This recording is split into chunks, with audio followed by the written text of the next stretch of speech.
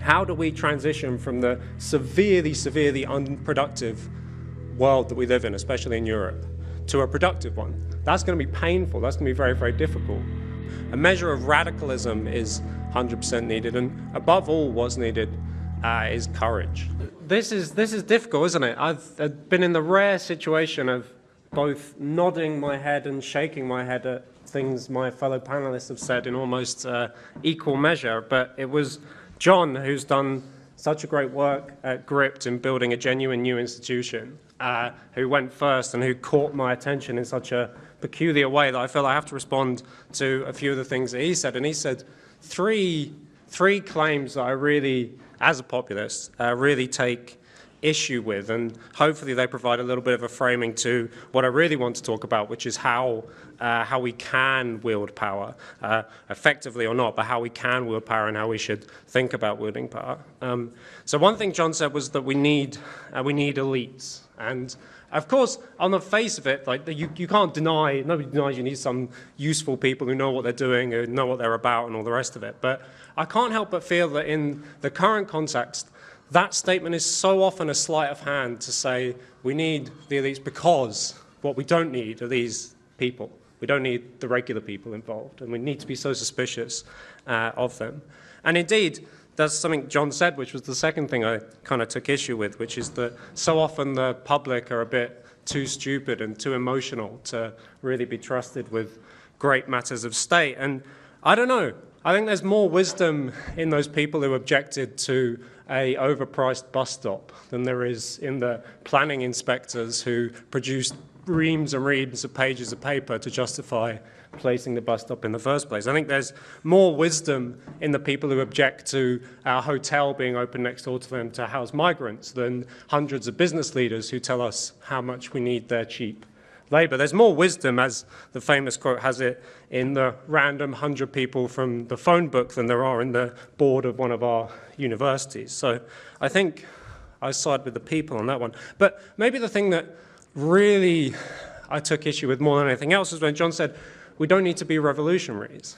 Because I actually think the challenge in front of us, the scale of the problem that faces us is so vast that we really do need to think a bit more like revolutionaries, and we could do with thinking in a revolutionary spirit to be really serious about upending some of the major institutions and governing ideas of our time. So let me just whistle through a few of those, which is really what I came here to talk about today. So first, and this has already thankfully been alluded to, but one thing we need to be much more revolutionary about are the courts. And we know in different European countries that the courts have stymied deportations of criminals and terrorists, forced countries to accept elements of the LGBT agenda, have offended basic sovereignty in countries and countries. And even when these international courts are not involved, the human rights agenda has become so part and parcel of even national politics that the international courts often don't even need to be involved because the local courts have kind of swallowed their ideology wholesale. And this is something I get into arguments with my colleagues and friends here in Brussels, because lots of people think that the answer is just to kind of ignore the courts subtly or silently when they vote in ways that we don't like. And maybe this just offends my British sensibility, but and it's often no offense, actually, my French friends who say, no, we'll just ignore it, it's fine, we'll just pretend it didn't happen. But I think if we're really serious about getting into power and wielding power, we need to recognize that,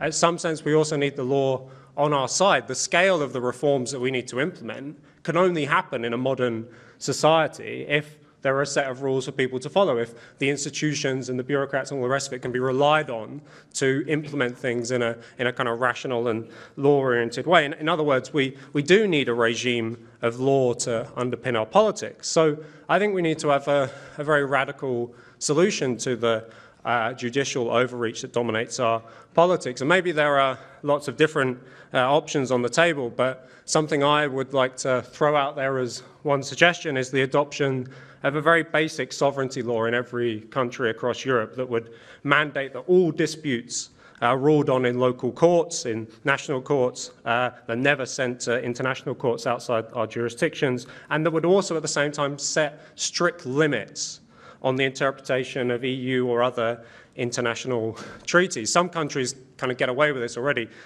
Germany gets away with a lot of this through the Grundgesetz and is allowed a huge amount of latitude because it's the European paymaster in not necessarily always following European law. But such a sovereignty law would specify and clarify really important matters around refugee conventions, family life rights, the concept of labor mobility, all areas that have been expanded under the guise of judicial intervention.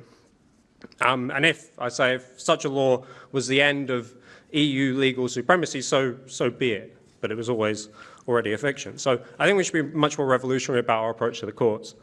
Another area we need to be very serious and very revolutionary is in the civil service, the state bureaucracy, and we've already heard an allusion to the idea of the deep state kind of refusing to implement the policies of patriotic governments. And we know in Germany and in France, we know this is a genuine and real threat. And here, I mean, the problem is that there can only be a long-term solution to this problem. We need a cadre, maybe a Leninist kind of cadre of patriotic and politically motivated individuals who are prepared to enter into, rise through the ranks of the civil service. And we can do things, I guess, to make the civil service more attractive to these people. We could learn from the success of, for example, the Federalist Society in the US, who carefully curated an entire generation or multiple generation of lawyers and judges and got them into important positions in office.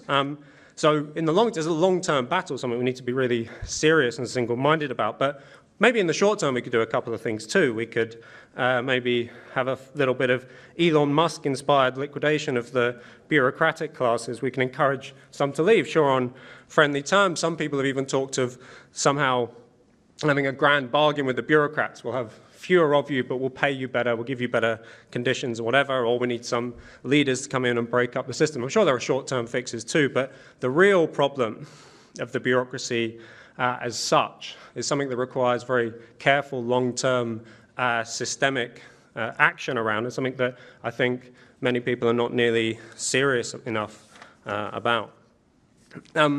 Another area we could be a little revolutionary is in the general field of culture, in arts, education, and civil society, because here the problem in all these areas, whether you're talking about theatres or NGOs, the problem we have is basically the same. We've got lots of historically valuable institutions which have been completely captured ideologically and practically. And the rank and file, the leadership certainly, and often the rank and file of these institutions have kind of adopted the precise opposite of the reason why we set these institutions up. They sell hatred for our history, disdain towards our culture, and they demonstrate a desire to indoctrinate us, and especially our youth, into a completely new way of thinking. And of course, while they're at it, they siphon off vast amounts of money. And maybe here I get slightly more radical, but we've been doing lots of work on NGOs, so the fire's in my belly about this. But I think first here we'd have to ruthlessly defund the most hostile institutions. NGOs are a good place to start, but I say this as someone who likes the university, but a great number of universities have to go to the wall, a great number. We have to, secondly, build alternative institutions and commit serious money to doing so. I mean, I'd like to see a populist party commit to opening several dozen schools and at least a couple of universities within a couple of years of being in power. Open an arts centre with the power to grant interesting young artists an opportunity. Find outsiders, cultural radicals to take these on. Fund research institutions on pressing problems. And also, people have to kind of commit to the institutions in these forms. Populist parties should, for example, appoint serious intellectuals to boards or rectorships, encourage young patriotic people to go into teaching, perhaps with scholarships, and be seen to be visibly supporting culture. Lots of the patriotic parties seem very uncomfortable about our cultural inheritance. And then another area we could be quite radical. I mean, given what Trump's doing, we probably have to say something about the economy.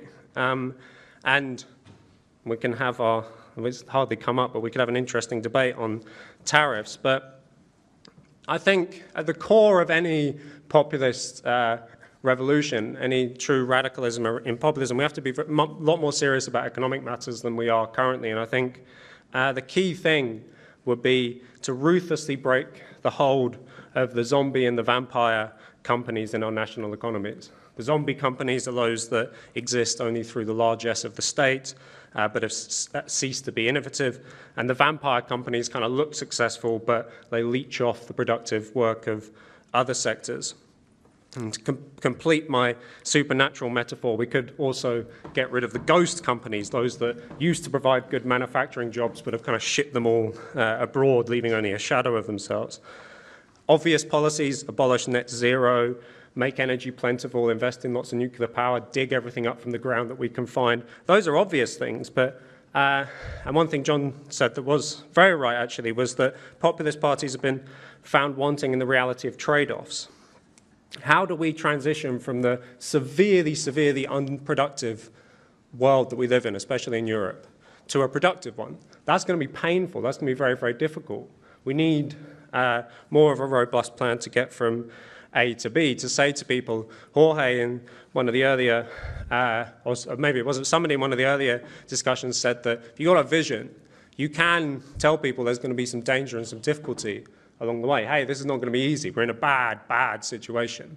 We need you, we're going to go somewhere better. We need you to trust us. That's what we face with the economy. But what I wanted to finish with was something that maybe is the hardest bit and the most revolutionary bit for populist parties that they need to get right.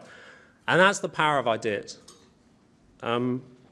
We need a vision, a narrative of the kind of society that we're trying to build. It's obvious what we're all against: uncontrolled immigration, the pollution of history, the decline of our economies, and so on. But very few populist parties have managed to say what we should be for. And our coalition is very fragile. It includes traditional conservatives, business elites, betrayed working classes, and so on. And it's never quite clear what it is that we want to do. But this lack of ideological cohesion is what seems to lead time and again to the fracturing of right-wing or populist forces every time they enter power. And it means fundamentally that these areas that I've said we need to tackle, the courts, the civil service, reforming the economy, we're not going to stand a chance of putting up a fight, and it will be a hell of a fight, unless we got a core sense of what we're about, unless we've had the arguments with ourselves, had it out amongst ourselves about what it is that we really stand for, because you can be sure that they will try